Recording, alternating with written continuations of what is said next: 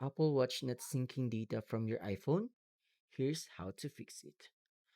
Open Apple support in your browser. Search for Apple Watch data syncing from iPhone. Apple explains that sync issues usually happen because of Bluetooth, Wi Fi, or software problems. Scroll to the troubleshooting section.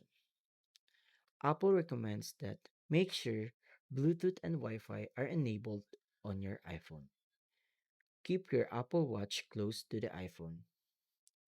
Ensure both devices are updated to the latest software versions. If syncing still fails, Apple advises restarting both devices. Scroll down to Advanced Fixes. Apple states that if syncing continues to fail, you may need to unpair and repair the Apple Watch using the Watch app. When prompted, choose Restore from Backup to recover your data. Following these steps resolve most Apple Watch sync issues.